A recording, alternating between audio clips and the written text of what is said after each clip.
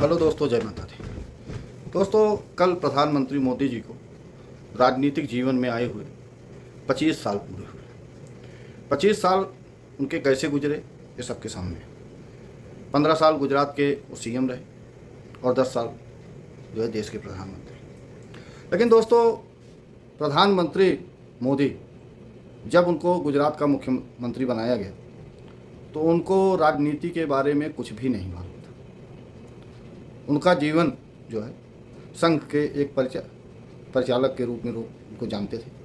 बाकी राजनीति से उनका कोई लेना देना नहीं था। संघ के एक कार्यकर्ता थे और सब कुछ आपको सबको मालूम ही है। उनका जीवन तो एक खुला किताब है। जब वो गुजरात के मुख्यमंत्री बने तो देश में जो है कांग्रेस की सरकार थी। उसके बाद उनके मुख्यमंत्री बनते ही गोधरा कांड हो गया। गोधरा कांड होने के बाद जो है उनके ऊपर जो है क्या क्या आरोप लगाए गए, कैसे कैसे क्या क्या हुआ। सुप्रीम कोर्ट से वो बरी हुए। उसके बाद भी उनको जो है आज तक जो है उस गोधरा कांड का अपराधी माना जाता है। और मानने वाले कौन है ये किसी को बताने की ज़रूरत नहीं। दोस्तों, उसके बाद अब उनको 10 साल जो है देश के प्रधानमंत्री बने हुए भी हो गए। 11वें साल में वो प्रवेश कर चुके हैं, 11 साल। अब आप लोग सोचिए कि चाणक्य ने कहा था कि जब देश के सारे विरोधी एक हो जाएं तो समझिए कि आप जो है अच्छे कार्य कर रहे हैं। और इस समय स्थिति वही है कि देश के सारे विरोधी एक तरफ है और प्रधानमंत्री मोदी एक तरफ है। दोस्तों, आप लोग सोचिए कि अगर उनकी जगह पे कोई दूसरा इंसान होता, जिस तरीके से बर्ताव, चाहे वो देश की जनता हो, चाहे देश का विपक्ष हो, और चाहे देश के यूट्यूबर से लेके जो है न्यूज़ चैनल वाले, जिस जिस भाषा का प्रयोग करते हैं उनके लिए, क्या कोई सामान्य व्यक्ति बर्दाश्त कर सकता है? आप लोग सोचिए। एक छोटा सा उदाहरण मैं आपको देता हूँ।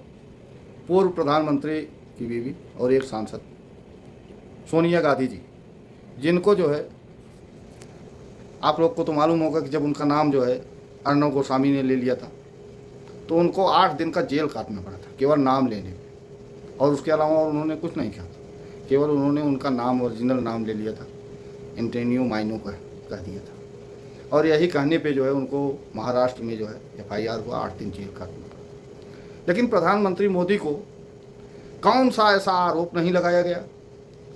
उनकी माँ से लेके उनके परिवार वालों को कौन सी ऐसी गाली नहीं दी गई?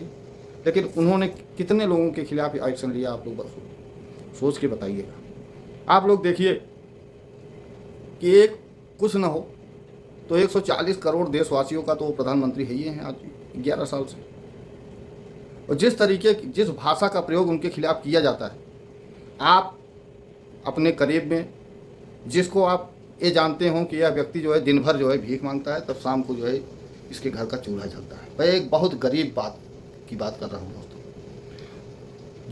जो कि जिसका मतलब जो है जिसके घर का खर्च जो है, या जो आपके यहाँ नौकरी करता हो, जिसके घर का पूरा खर्च आपके यहाँ आपके ही पैसे से चलता हो। आपके यहाँ वो नौकरी कर रहा है और आप उसको तनख्वाह देते हैं तो उसके परिवार का जो है पालन पोषण चल रहा हो, उस व्यक्ति को आप एक अपशब्द कह के देखिए, फिर देखिए वो आपको क्या करता है। लेकिन यहाँ तो जो है प्रधानमंत्री मोदी किसी से एक पैसा लिए भी नहीं। और उनके राजनीतिक जीवन में आज तक 25 साल का जो उनका राजनीतिक जीवन है, कम से कम एक माने में तो ये वो निष्पक्ष ही हैं कि उनके ऊपर अभी तक कोई घोटाले का आरोप जो है देश का विपक्ष या उनके विरोधी आज तक उनके ऊपर नहीं लगा पाए। लेकिन उसके बाद भी उनको जो है क्या क्या कहा जाता है, क्या क्या किया जाता है, यह सब तो आप सबको मालूम है। लेकिन क्या आप एक सामान्य व्यक्ति से होकर सोचिए, क्या जो देश के विपक्ष के नेता या जो अभी जिनको लोग खलिहर खैराती के नाम से जानते हैं, न्यूज़ चैनल वाले या यूट्यूबर, एक प्रधानमंत्री के सामने उनकी क्या बिसात? अब औकात की बात तो नहीं कर रहा हूँ मैं, बिसात की बात कर रहा हूँ। अगर वह व्यक्ति जिसको लोग जो है तानाशाह बोलते हैं, अगर तानाशाही पे उतर जाए तो क्या आपकी मजाल है कि आप उसकी माँ को गाली दे दें या उसके परिवार को अभद्र भाषा से जो है आप जो है प्रयोग करके बात कर पाएँ? आप लोग देख लीजिए कि एक यूट्यूबर है अजीत भारती, उनके एक ट्वीट को किसी ने जो है मिसबिहेव करके जो है सोशल मीडिया पे डाल दिया। कल उनको भी जो है पूछताछ के लिए जो है नोएडा की पुलिस ने जो है बुला लिया था थाने पे। अब किसके खिलाफ वो उनका ट्वीट था, और ट्वीट था माननीय न्यायालय के ऊपर। जो न्यायालय में कल घटना हुआ परसों, जो राकेश किशोर ने जो है गोगोई जी के ऊपर जूता उछाला था, उसी पर शायद उन्होंने कोई ट्वीट किया, और जो है किसी ने उसको जो है उसमें कुछ और लिख के जो है उस ट्वीट को जो है ले जाके जो है पेश कर दिया, और उस पर जो है FIR हो गई। और जब उन्होंने अपना ओरिजिनल ट्वीट दिखाया तब जाके उनको जो है रिहा किया गया। कम से कम 2-3 घंटे तो थाने के अंदर पूछताछ के लिए बुलाई गई। तो यह स्थिति चल रही है।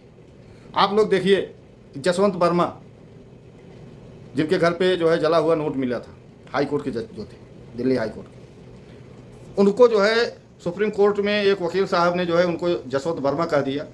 तो वर्मा जी जो जज साहब सुन रहे थे केस को, उनको मिर्ची लग गई।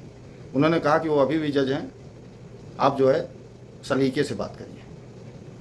अब जबकि अगर देखा जाए तो भारत के तीसरे नंबर के जो है नागरिक जो है प्रधानमंत्री आते हैं। पहले नंबर पे राष्ट्रपति, दूसरे नंबर पे उपराष्ट्रपति, तीसरे नंबर पे प्रधानमंत्री आते हैं। अब जो व्यक्ति तीसरे नंबर का जो है देश का जो है व्यक्ति हो, उसके खिलाफ इस तरीके से षड्यंत्र रचा जा रहा हो, इस तरीके की भाषा में बात की जा रही है, क्या यह शोभनीय है? मैं उनके कामों पे नहीं जाता, उनका काम सही है गलत है, देश के हित में है अहित में है, उससे मेरा कोई लेना देना नहीं। लेकिन कम से कम इतना तो दिखता है कि आज दुनिया के 28 देशों ने उनको अपने देश का सर्वोच्च जो है मेडल दिया है। 28 देशों ने अपने देश का सर्वोच्च जो पुरस्कार होता है वह पुरस्कार मोदी जी को मिला है। जबकि इसके पहले हमारे देश में जितने भी प्रधानमंत्री हुए, चाहे वो पंडित जवाहरलाल नेहरू रहे हों, चाहे इंदिरा गांधी जी रही हों, चाहे राजीव गांधी जी रहे हों, या और जो भी आए कांग्रेस के बलबूते पे, तो पंडित जवाहरलाल नेहरू तो केवल जो है इसलिए आ गए क्योंकि जबकि अगर हकीकत में देखा जाए तो भारत का विभाजन जो पाकिस्तान से हुआ केवल जो है प्रधानमंत्री बनने के लिए, अंग्रेज़ों का उसमें कोई लेना देना नहीं था। अंग्रेज़ तो अपना जा रहे थे देश छोड़ के, लेकिन पहला प्रधानमंत्री बनने का सपना 2 व्यक्ति का था, जिसको जो है मोहम्मद अली जिन्ना, जिसको जो है पाकिस्तान के लोग कायदे आजम के नाम से जानते हैं, और हमारे यहाँ पंडित जवाहरलाल नेहरू। अगर पंडित जवाहरलाल नेहरू चाहते तो भारत और पाकिस्तान का बंटवारा होता ही नहीं, जो हिंदू मुस्लिम का झगड़ा चला वो कतई होता ही नहीं। क्योंकि अगर जो है पहले प्रधानमंत्री जो है मोहम्मद अली जिन्ना बन गए होते तो बंटवारा होने का कोई सवाल ही नहीं उठता था। लेकिन यहाँ तो दोनों को प्रधानमंत्री बनना था, इसलिए जो है देश का विभाजन किया गया। इसको भी छोड़ दीजिए, 1971 में इंदिरा गांधी जी ने जिस बांग्लादेश के लिए जो है युद्ध किया, आज वही बांग्लादेश हमारे देश के साथ में क्या कर रहा है, क्या बर्ताव है, आप लोग खुद देख लीजिए। पाकिस्तान के 93,000 सैनिकों को जो है हमारे सैनिकों ने जो है बंदी बनाया, और उनको बाइज्जत छोड़ भी दिया गया। जितना ज़मीन पाकिस्तान का कब्जा किया गया था वो भी छोड़ दिया गया था। लेकिन जो हमारे देश के सैनिक वहाँ पे बंदी हुए, वो बेचारे उसी जेल में मर गए, वो वापस नहीं आए। अब आपको एक घटना ताज़ा बताता हूँ। अभी 2023 में जब राहुल गांधी जी अमेरिका में एक सेमिनार के लिए गए थे, और आप लोग सोचिए उसी समय जो है हमारे देश के 8 नेवी के अधिकारी कतर में जो है पकड़े गए थे, जिनको जो है कतर के राजा ने फांसी का जो है सज़ा सुना दिया था। अब जो सेमिनार वहाँ प्रायोजित किया गया था अमेरिका में, उसका भी जो है मतलब जो है जिसको कहते हैं कि जो पैसा खर्चा करता है, उसका भी जो है कतर ही कर रहा था। उस सेमिनार को कतर ने करवाया था, और उसमें राहुल गांधी जी जो है हिस्सा लेने के लिए अमेरिका में पहुंचे हुए थे। अब यह बात जो है अभी 21 सितंबर को हमारे यहाँ के जो है एक जो है इशकदार या क्या नाम है वो है, उन्हीं के नाम से जो है, सॉरी उनका नाम मैं भूल रहा हूँ, लेकिन उनका वीडियो मैंने कल ही देखा। कमर चीमा जो है एक जो ISI का एजेंट है पाकिस्तानी, उसके यूट्यूब पर उनका जो है फोरकास्ट आया है 21 सितंबर को। उसमें उन्होंने इस बात का खुलासा किया कि राहुल गांधी जो 2023 में जो है अमेरिका में जिस सेमिनार में गए थे, उसमें मैं भी गया था। जब मैंने वहाँ पूछा कि इसके प्रायोजक कौन है, तो वहाँ मुझे पता लगा कि जो है एक कतर के एक एम्बेसडर थे, उन्होंने जो है इसका जो है आयोजन करवाया। अब आप लोग बताइए कि यह सब क्या है। अगर हमारा देश आगे बढ़ रहा है तो उसके बारे में, और हमारे देश के विपक्ष के नेता जो है उसका विरोध कर रहे हैं। अभी आप लोग देखिए कोलंबिया में गए थे, उन्होंने वहाँ पे जो है भारत के डेमोक्रेसी से लेके सब पे सवाल उठा दिए। न उनको कोर्ट पे विश्वास है हमारे यहाँ के, ना तो उनको हमारे यहाँ के इलेक्शन कमीशन पे विश्वास है, और ना ही संविधान पे विश्वास है। तो दोस्तों ये सब बातें जो है सोचने वाली है कि कौन हमारे देश के लिए अच्छा है, कौन हमारे देश का भला कर रहा है, कौन हमारे देश का बुरा कर रहा है। राजनीति तो होती रहेगी और या दुनिया आती जाती रहेगी दोस्तों, लेकिन स्वाभिमान बेच के नहीं। दोस्तों वीडियो अगर अच्छा लगा हो तो प्लीज़ चैनल को लाइक करिएगा, सब्सक्राइब करिएगा और जितना ज़्यादा हो सके वीडियो को शेयर करिएगा। जय हिंद, जय भारत।